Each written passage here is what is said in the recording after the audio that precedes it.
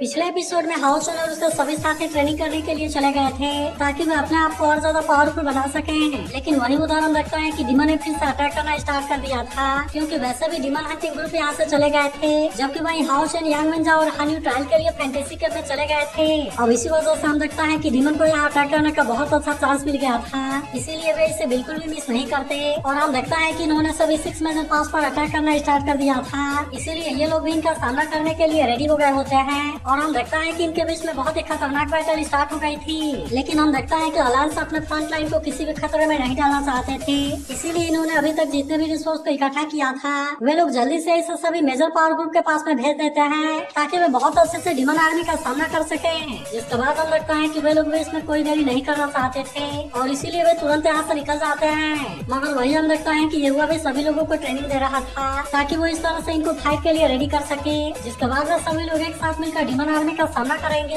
लेकिन टियानी ने हाउसन से उसके फादर को खोजने के लिए प्रॉमिस किया था, इसीलिए हम देखता है कि टियानी अकेले डीमन प्लान में आ गया था ताकि वो यहाँ पर अपने बेटे सिंगू के बारे में पता लगा सके। मगर हम देखता है कि अभी तक उसे सिंगू के बारे में कुछ पता नहीं चला था और इसीलिए इसके बारे में सोचकर वो काफी परेशान होता है। वही उधर हम देखता है कि हाउसन की मदर भी सिंगू के बारे में याद कर रही थी, क्योंकि वो भी काफी टाइम से सिंगू से नहीं मिली है। लेकिन सिंगू के बारे में कोई न्यूज न मिलने की वजह से अलायंस भी इस बात से काफी परेशान है, क्योंकि आखिरकार ये उनके लिए बहुत बड़ी लॉस है। अब इसीलिए हम देखता है कि हर कोई एक नए सवेरे के आने के इंतजार में होता है ताकि कोई यहाँ पर इनकी हेल्प करने के लिए आ जाए। लेकिन वही हम देखता है कि 3 डीमन गॉड अपने आर्मी को लेकर यूनोंग पास में आ गए थे, जहाँ पर उन्होंने बहुत ही खतरनाक तरीके से अटैक करना स्टार्ट कर दिया था। अब इसकी वजह से हम देखता है कि यहाँ की कंडीशन खराब होने लगी थी, इसीलिए मास्टर हान और मास्टर यांग भी इनका सामना करने के लिए आ गए होते हैं और इसीलिए इनके बीच में यहाँ पर बहुत शानदार फाइट होने लगती है। लेकिन वही उदाहरण लगता है कि डीमन भी इतना आसानी से हार मानने वाले नहीं होते, इसीलिए उन्होंने भी इनके ऊपर अटैक करना स्टार्ट कर दिया था, जहाँ हम देखता है कि ये लोग डीमन के सामने थोड़ा सा कमजोर पड़ने लगते हैं और इसीलिए डीमन इनके तुवानसो ब्रिज को पार करके अंदर चले गए थे। फिर हम देखता है कि इनको रोकने के लिए कोई भी कुछ नहीं कर पाता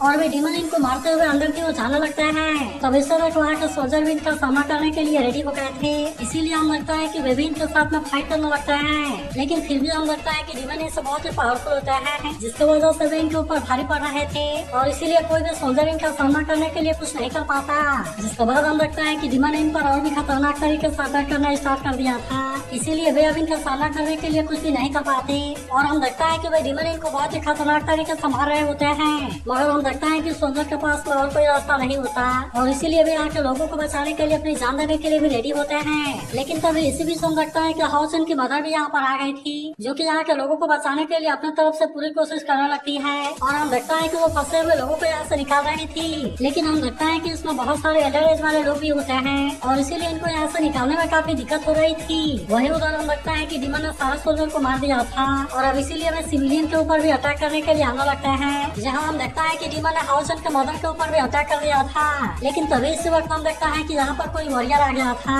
जो कि हाउसन के मदर को डीमन का अटैक से बचा लेता है। फिर वो हाउसन के मदर से कहता है कि यह जगह बिल्कुल भी सेफ नहीं है, इसीलिए मैं चाहता हूँ कि तुम तुरंत यहाँ से इन बच्चों को लेकर निकल जाओ। और अब हम देखता है कि वो डीमन को रोकने के लिए रेडी हो गया था, मगर वहीं हम देखता है कि वे डीमन भी इतना आसानी से मारने वाले नहीं होते और इसीलिए वे फिर से अटैक करने के लिए आने लगते हैं। लेकिन वहीं उधर हम देखता है कि वॉरियर ने भी अपने पावर को एक्टिवेट कर लिया था और अब इसका यूज करके वो इन पर अटैक करना शुरू कर देता है, जहाँ हम देखता है कि वे इसका सामना करने के लिए कुछ भी नहीं कर पाते और इसीलिए वो वॉरियर इनको बहुत ही आसानी से मार रहा था। तभी इसी बीच हम देखता है कि एक साथ में बहुत सारे डीमन इस पर अटैक करने के लिए आने लगते हैं। लेकिन इसके बाद भी वो वॉरियर इतना आसानी से हार मारने वाला नहीं होता और हम देखता है कि वो भी अपना पावर का यूज करके इन पर अटैक करना शुरू कर देता है। जिसके बाद हम देखता है कि यहाँ पर इस दौर में बहुत सारे लोग आ गए थे और इसीलिए यह सभी यहाँ के सारे डीमन को बहुत ही आसानी से मार देते हैं। इसके बाद हम देखता है कि वे इस बात से काफी खुश भी होने लगते हैं। लेकिन तभी अचानक से हम देखता है कि यहाँ पर किसी ने अटैक कर दिया था, इसीलिए वॉरियर इसका सामना करने के लिए कुछ भी नहीं कर पाता और हम देखता है कि वो इसमें बुरी तरह से इंजर्ड हो जाता है। लेकिन तभी हम देखता है कि ये चीज केवल यहीं पर रुकने वाली नहीं होती, क्योंकि यहाँ पर इसके हिसाब से और भी बहुत सारे अटैक आने लगे थे, जिससे तक सभी सोल्जर अपनी जान बचाने के लिए कोशिश करते हैं। लेकिन हम देखता है कि इनमें से कोई भी अपने आप को बचाने के लिए कुछ नहीं कर पाता और वे सभी इसमें बहुत बुरे तरीके से इंजर्ड होकर मारे जाते हैं। जिसके बाद हम देखता है कि एक डीमन गॉड इनके सामने आ गया था, जो कहता है कि वैसे तो इंसान काफी चालाक है, लेकिन फिर भी वे काफी कमजोर है। तब इसे देखने के लिए वॉरियर किसी तरह से अपना सिर उठाता है, जहाँ हम देखता है कि वो इसे देखते ही पूरी तरह से हैरान हो गया था। फिर हम देखते हैं कि डीमन गॉड के पास में पीकॉक जैसी फिगर होती है, जो कि देखने में बहुत ही कूल लग रही थी। लेकिन वही उदाहरण लगता है कि इस बात से वॉरियर पूरी तरह से हैरान हो गया था और कहता है कि आखिरकार ये कैसा हो सकता है, क्योंकि डीमन गॉड तो बॉर्डर से बाहर थे। अब इसीलिए वो हैरान होता है कि आखिरकार ये अंदर कैसे आ गए, और फिर हम देखता है कि वो इसके बारे में बताने के लिए अपने आदमी को भेजता है। लेकिन तभी से वक्त हम देखता है कि यहाँ पर एक और डीमन गॉड भी आ गया था, जो कि इतना आसानी से इसे यहाँ से जाने देने वाला नहीं होता। और हम देखता है कि वो अपने वेपन का यूज करके अटैक कर देता है, लेकिन अब इसे रोकने के लिए वो सोल्जर कुछ भी नहीं कर पाता। और हम देखता है कि वो इसमें बहुत बुरे तरीके से मारा जाता है। फिर हम देखता है कि वो अपने वेपन को वापस खींच लेता है, और इसका पावर को देख ऐसा लग रहा था कि वह काफी खतरनाक है। तब इसे देखते ही वॉरियर इस बात से काफी परेशान हो जाता है और कहता है कि यहाँ पर तो 2 डीमन गॉड आ गए। लेकिन वही हम लगता है कि वे डीमन गॉड इसका मजाक उड़ाने लगता है और कहते हैं कि अब तुम अपने हार मानने के लिए रेडी हो जाओ। फिर हम लगता है कि पहला वाला डीमन गॉड अपने पावर का यूज करके अटैक करता है, जिससे देखो वॉरियर भी इसका सामना करने के लिए कोशिश करना चाहता था। लेकिन हम लगता है कि वो असल में इसे रोकने के लिए कुछ भी नहीं कर पाता, और इसीलिए वो इसमें और भी ज्यादा इंजर्ड हो जाता है। मगर अभी भी हम लगता है कि वो डीमन गॉड इसे इतना आसानी से छोड़ने वाला नहीं होता, इसीलिए वो फिर से अपने पावर को एक्टिवेट करके अटैक करने के लिए रेडी हो जाता है और कहता है कि चलो मैं तुम्हें दिखाता हूँ कि निराशा कैसी होती है। जिसके बाद हम लगता है कि वॉरियर भी इस बात से काफी परेशान हो गया था और कहता है कि क्या यूरोम टेम्पल आज खत्म होने वाला है। लेकिन तभी से वक्त हम देखता है कि यहाँ पर कोई आ गया था, जो कि अपने पावर का यूज करके इसका सारे अटैक को बहुत आसानी से रोक लेता है, और इसीलिए वो डीमन गॉड इसका कुछ भी नहीं कर पाता। लेकिन फिर हमें पता चलता है कि ये कोई और नहीं बल्कि हाउसेन है, जिससे देख वॉरियर पूरी तरह से हैरान था, क्योंकि उसे इसके बारे में ज्यादा कुछ पता नहीं था। लेकिन अभी भी हम लगता है कि वो डीमन गॉड इतना आसानी से मारने वाला नहीं होता, और वो हाउसेन के ऊपर भी अटैक करने के लिए रेडी होने लगता है। लेकिन तभी से वक्त हम लगता है कि यांग वेजाओ भी यहाँ पर आ गया था, और वो अपने पावर का यूज करके इसे रोक देता है। मगर तभी हम लगता है कि वो अपने किसी और पावर को भी एक्टिवेट करने लगा था, जिसके बाद हम लगता है कि दूसरा डीमन गॉड अपने पावर का यूज करके इसे रोकने की कोशिश करता है। लेकिन फिर भी हम लगता है कि वो इसे रोकने के लिए कुछ नहीं कर पाता, और इसीलिए यांग वेजाओ ने अपने इस अटैक से उसे इंजर कर दिया था। जिसके बाद हम लगता है कि डीमन गॉड इस बात से पूरी तरह हैरान हो गया था और कहता है कि ये कैसे पॉसिबल है। तभी अचानक से हम देखता है कि पहला वाला डीमन गॉड भी अपने पावर से अटैक करने के लिए जाता है। लेकिन हम लगता है कि हानु भी यहाँ पर आ गया था, और उसने अपने सील का यूज करके इसके अटैक को बहुत ही आसानी से रोक दिया था। लेकिन तभी हम लगता है कि हानु भी अपने किसी पावर को यूज करने के लिए रेडी हो जाता है, जहाँ हम देखता है कि डीमन गॉड के चारों तरफ कोई पावर एक्टिवेट होने लगी थी, और अब वो इसके अंदर बहुत ही बुरे तरीके से फंस गया था। तब इससे देख डीमन गॉड को लगता है कि ये पावर इसे रोकने के लिए कुछ भी नहीं कर पाएगी, इसीलिए वो अपने पावर का यूज करके इसे तोड़ने के लिए कोशिश करता है। लेकिन हम देखता है कि वो असल में इसे तोड़ने के लिए कुछ भी नहीं कर पाता, और इसी वजह से वो हैरान होता है कि आखिरकार ये कौन सी स्किल है, क्योंकि मैं तो इसे बिल्कुल भी नहीं तोड़ पा रहा। तभी वॉरियर कहने लगता है कि सीक्रेट इसके सेकंड ओनर के द्वारा क्रिएट की गई थी, जो कि पूरी तरह से अपने एनिमी के क्लोज रहती है, और इसी वजह से यह सबसे पावरफुल कंट्रोल स्किल है। लेकिन अब इससे भी हैरानी होती है कि आखिरकार ये 3 लोग है कौन। वही हम लगता है कि यांग वेजाओ अपने पावर का यूज करके अटैक करने वाला होता है। लेकिन तभी से वक्त हम लगता है कि दूसरा डीमन गॉड इसके सामने आ गया था, और इसीलिए उसने पहले वाले डीमन गॉड को बचा लिया था। लेकिन अब हम लगता है कि वो काफी गुस्सा हो गया होता है, इसीलिए वो इन पर अटैक करने के लिए अपने पावर को एक्टिवेट करना लगता है, और कहता है कि आज यहाँ से कोई भी हमसे जिंदा बच कर नहीं जा पाएगा। अब इतनी बात कहने के बाद वो अपने पावर का यूज करके अटैक कर देता है, जहाँ हम देखता है कि हाउसेन अभी भी इतना आसानी से हार मानने वाला नहीं होता, और इसीलिए वो किसी तरह से इसके सारे अटैक को रोकने लगता है। लेकिन तभी से भी हम देखता है कि पहले वाले डीमन गॉड को चांस मिल गया था, और अब इसीलिए वो भी इसमें से अपने आप को आजाद करा लेता है। तभी अचानक से हम देखता है कि दूसरा वाला डीमन गॉड अपने पावर का यूज करके अटैक करने वाला होता है। लेकिन इसी वक्त हम देखता है कि हाउसेन ने आकर इसे रोक लिया था, और अब वो भी इन पर अटैक करने के लिए अपने पावर को एक्टिवेट करना लगता है। फिर वो कहता है कि अब तुम हमेशा के लिए यहीं पर आने के लिए रेडी हो जाओ, और अब इन पर अटैक करने के लिए अपने लाइट स्वॉर्ड के पावर को एक्टिवेट कर लेता है। मगर अभी भी हम देखता है कि वे डीमन गॉड इतने आसानी से मरने वाले नहीं होते, और इसीलिए वे दोनों फिर से इसका अटैक को रोकने के लिए आ जाते हैं। लेकिन फिर भी हम लगता है कि वे इसे रोकने के लिए कुछ भी नहीं कर पाते, और इसीलिए हम लगता है कि हाउसेन ने अपने पावर से इनको हरा दिया था, यूज करके अटैक किया था, जिसे देख वे दोनों डीमन गॉड इसका सामना करने के लिए आए थे। लेकिन वे दोनों ही इसमें बहुत बुरे तरीके से इंजर्ड हो गए थे, और इसीलिए इस बात से सभी काफी हैरान हो जाते हैं और कहने लगता है कि आखिरकार ये कैसी स्किल है, क्योंकि इसके पहले तो हमने इसे कभी नहीं देखा। मगर तभी से वक्त हम लगता है कि बादशाह यहाँ पर आ जाता है और कहता है ऐसा र्यूमर है कि नाइट हॉल के पास में एक एंशिएंट सीक्रेट बुक है, लेकिन असल में इसे केवल वही यूज कर सकता है जिसके पास में हाईएस्ट लेवल वाली लाइट पावर हो। फिर हमें पता चलता है कि इसे देने के बाद ये हेवन और अर्थ की लाइट पावर को एक्टिवेट कर देती है, जिसकी वजह से बॉडी ही लाइट बन जाती है, और इसीलिए तब तक इसके पावर के सामने कोई कुछ नहीं कर सकता जब तक कि उसके पास में खुद लाइट पावर ना हो। फिर वो बताता है कि इसे लाइट बैप्टिज्म के नाम से जाना जाता है। तब इसके बारे में सुनकर सभी इस बात से पूरी तरह हैरान हो जाते हैं और कहने लगता है कि ये तो 3 लेजेंडरी सीक्रेट है, और इसी वजह से इनको हैरानी होती है कि आखिरकार ये तीनों है कौन। वहीं हम लगता है कि वैसे तो दोनों डिमन कोड की कंडीशन बहुत बुरी हो गई थी, लेकिन इसके बाद भी हम लगता है कि वे इतना आसानी से मानने वाले नहीं होते और इसीलिए इनमें से एक डिमन कोड कहता है कि तुम लाइटनिंग डिमन कोड को इसके बारे में बता दो, क्योंकि यहाँ पर असल में बहुत ज्यादा पावरफुल एनिमी है। तब इसके बारे में सुनकर वो डिमन कोड भी इसके लिए रेडी हो जाता है और हम देखता है कि वो तुरंत इसके बारे में रिपोर्ट करने के लिए यहाँ से जाने लगा था। लेकिन फिर भी हम देखता है कि ये चीज इतनी आसान नहीं होती, क्योंकि हाउचे ने इसे देख लिया था और इसीलिए वो तुरंत अपने पावर का यूज करके इस पर अटैक कर देता है। लेकिन वहीं हम देखता है कि दूसरा डिमन कोड भी इसे रोकने के लिए रेडी हो गया था और इसीलिए वो इसके सामने आकर इसका अटैक को रोकने लगता है। लेकिन फिर भी हम देखता है कि वे इतना आसानी से यहाँ पर कुछ भी नहीं कर पाते, क्योंकि यांग वेनजाओ ने भी अपने पावर को एक्टिवेट कर लिया था और वो इसका यूज करके तुरंत ही डिमन कोड के ऊपर अटैक कर देता है। जिसके बाद हम देखता है कि डिमन कोड इसे रोकने के लिए कुछ भी नहीं कर पाता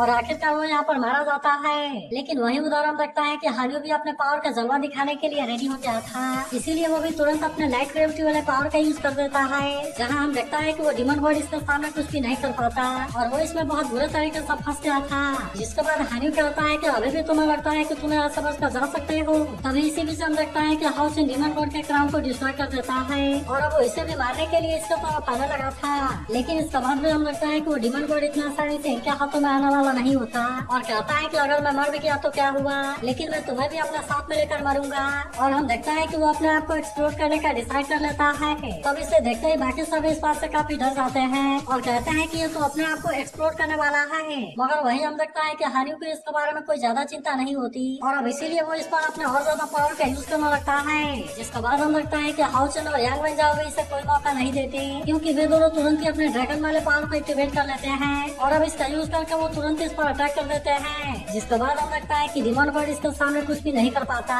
क्योंकि यहाँ पर इसका पावर की वजह से बहुत ही खतरनाक ब्लास्ट होती है और अब इसीलिए हम देखता है कि वो इसमें बहुत बुरे तरीके से मारा जाता है। वहीं हम देखता है कि मास्टर हान इस बात से काफी खुश हो गया था और फिर वो इनको ट्रायल को कंप्लीट करने के लिए कांग्रेचुलेट भी करता है, क्योंकि वे इस लेवल में सक्सेसफुली तरीके से पास हो गए थे। तभी हम देखता है कि हाउसन बहुत ही शानदार तरीके से पीछे मुड़ता है, जिसके चेहरे को देखते ही सभी कहने लगता है कि ये तो वही तीनों जीनियस हैं जो कि अभी 1 साल पहले फैंटेसी के में ट्रायल के लिए एंटर हुए थे। अब इसी वजह से हम देखता है कि इनकी हैरानी और भी ज्यादा बढ़ गई थी। अब इसीलिए हम देखता है कि किसी को भी इस बात के ऊपर यकीन नहीं हो रहा था और कहता है कि ये तो इतने कम एज में ही डिमन को मार सकते हैं। फिर हम देखता है कि वे तीनों मास्टर हाल के सामने आते हैं और वे इसे ग्रिप करते हैं। लेकिन तभी हम देखता है कि एक सोल्जर मास्टर हाल के सामने भागते हुए आता है और बताता है कि जेड ड्रैगन पास के बाहर वाले डिमन यहाँ से पीछे हट गए हैं। तब इसका बारे में सुनकर मास्टर हाल भी इस बात से काफी खुश हो गया था और फिर इनसे कहता है कि जो सब केवल तुम्हारे वजह से ही हो पाया, क्योंकि अगर तुम नहीं होता तो शायद हम इन डिमन को नहीं भगा पाती और इसीलिए जेड ड्रैगन पास में उनकी आने की प्लानिंग फेल हो गई। फिर वो कहता है कि ऐसा करके तुमने बहुत अच्छा काम किया है और इसीलिए तुम इस बैटल के वेल डिजर्व हीरो हो। लेकिन तभी हम देखता है कि हाउचन मास्टर हान को ये सब करना से मना कर देता है, जिसके बाद मास्टर हान कहता है कि तुम्हें इसमें 1 साल लगा, लेकिन इसका वजह से केवल तुम्हारे लेवल में इम्प्रूव नहीं हुई है बल्कि तुमने तो बहुत सारे लेजेंडरी सीक्रेट के बारे में भी सीख लिया है। फिर वो कहता है कि तुमने अपने गोल को बहुत ही अच्छे से अचीव किया है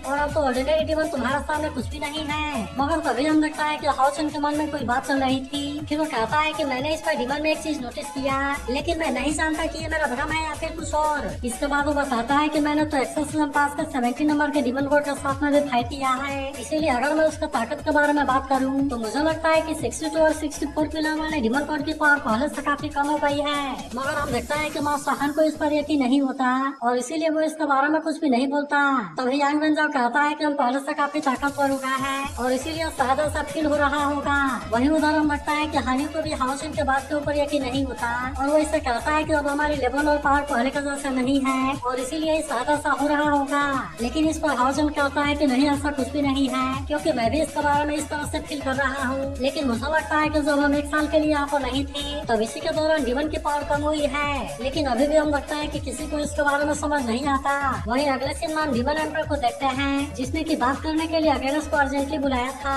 और इसीलिए अगेरस उससे पूछता है कि ऐसी क्या बात हो गई। तब डिमन एम्पर उससे पूछता है कि हमारा लॉस कैसा है, जिस पर अगेरस बताता है कि जब से होली वॉर स्टार्ट हुआ है तब से हमने अपने क्लैन के 23 डिमन कोड को खो दिया है और अगर इसके पिछले लॉस के बारे में भी बात किया जाए तो हमारे क्लैन से अभी तक 45 डिमन कोड ने फाइट किया है। जिसके बाद हम लगता है कि इस बात से डिमन एम्पर काफी गुस्सा होता है और कहता है कि अगर इसी तरह से हमारा ये लॉस चलता रहा तो फिर तो हम पूरी तरह से बर्बाद हो जाएंगे और ऐसा कभी भी हमारे साथ में नहीं हुआ। फिर हम देखता है कि वो इसे डिमन पिलर को देखने के लिए कहता है, जहाँ वो देखता है कि डिमन पिलर की सिचुएशन उतनी सही नहीं है और इसीलिए वो हैरान होता है कि ऐसा कैसा हो सकता है, जिस पर डिमन एम्पर कहता है कि जब से स्नेक डिमन प्लेयर डिस्ट्रॉय हुआ है तब से डिमन क्लैन के ऊपर इसका बहुत ज्यादा असर हुआ है। फिर वो कहता है कि डिमन की पावर धीरे धीरे कम हो रही है, जिसमें से सबसे पहले इसका असर डिमन गॉड के ऊपर होगा। इसके बाद वो कहता है कि हमें डिमन की हेल्प करनी होगी, क्योंकि वैसे तो अभी इसका असर टॉप के डिमन गॉड के ऊपर नहीं होगा, लेकिन फिर भी अगर ये ऐसा ही चलता रहा तब इसका वजह से हमारे सारे डिमन एक एक करके मारे जाएंगे,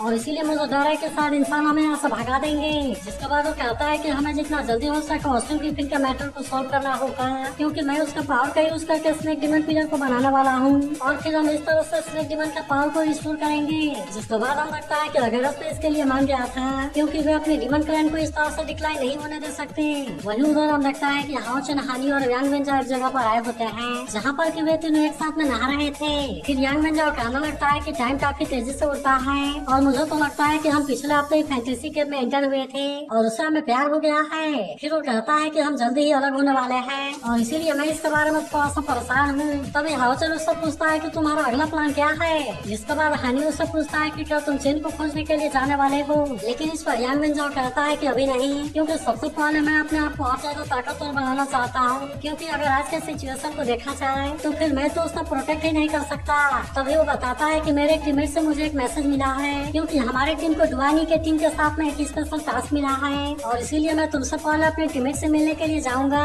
तब इसका बारे में सुनकर हाउस इसके लिए उसे कांग्रेचुलेट करता है, और फिर कहता है कि वैसे तो हम अपने टीममेट से मिलने के लिए जाने वाले हैं, और इसीलिए इससे पहले हमें लास्ट टेस्ट को कंप्लीट करना होगा। तब इस पर यांग वेंजाओ कहता है कि मैं भी इसके लिए तुम्हें कांग्रेचुलेट करता हूँ, और मैं उम्मीद करता हूँ कि सब कुछ अच्छा जाए। मगर तभी हम देखता है कि यांग वेंजाओ किसी चीज के बारे में परेशान होने लगता है, और कहता है कि मैं तुमसे एक और चीज के बारे में पूछना चाहता हूँ। लेकिन तभी हम देखता है कि हानी से परेशान कराने लगता है, और कहता है कि तुम इतने बेचैन क्यों होने लगे। तभी हम देखता है कि यांग वेंजाओ इनको कोई लॉकेट दिखाता है, और कहता है कि तुम इसे मेरे तरफ से चीन को दे देना। लेकिन इस पर हाओ चन कहता है कि तुम्हें इसे खुद को उसे देना चाहिए, क्योंकि शायद वो चाहती हो कि तुम इसे खुद उसे दो। लेकिन इस पर यांग वेंजाओ कहता है कि नहीं, ऐसा कुछ भी नहीं होगा, क्योंकि वह तो मुझसे अभी भी नाराज है। लेकिन तभी हम देखता है कि हानू ने लॉकेट को इसके हाथ से ले लिया था। फिर अगले सीन में हम देखता है कि वे तीनों तैयार होकर एक जगह पर आ गए थे, जहाँ से यांग वेंजाओ अब जाने वाला था। इसके बाद वे तीनों प्रॉमिस करते हैं कि वे बैटल फील्ड में एक बार फिर से जरूर मिलेंगे, और अब इतनी बात करने के बाद यांग वेंजाओ यहाँ से चला गया था। लेकिन तभी हाओ चन कहता है कि हमें भी अपना लास्ट वाले टेस्ट को पास कर लेना चाहिए, और अब इस बारे में सुनकर हानी भी इसके लिए मान गया था। अब अगले सीन में हम देखता है कि हाओ चन मासुहान के साथ में होता है, जहाँ वो इसे बताता है कि हानी मिथ्रल देश वाले असेसमेंट के लिए तैयारी कर रहा है, जबकि तुम अपना असेसमेंट को यहीं पर देने वाले हो। फिर वो कहता है कि गोल्ड बेस वाले केवल विंग थ्रोन के लिए इंक्रीज कर सकता है, लेकिन फिर भी इसका असेसमेंट इतना सिंपल नहीं है, और अब इसीलिए वो हाओ चन से पूछता है कि क्या तुम इसके लिए रेडी हो। तब हम देखता है कि हाओ चन इसके लिए पूरी तरह से रेडी होता है, इसीलिए मास्टर हान भी अब इसके लिए मान गया था, और हम देखता है कि वो अपने किसी पावर का यूज करके किसी गेट को ओपन करता है। लेकिन हम देखता है कि इसके अंदर कोई सिंपल चीज नहीं होती, बल्कि असल में इसके अंदर एक थ्रोन होती है।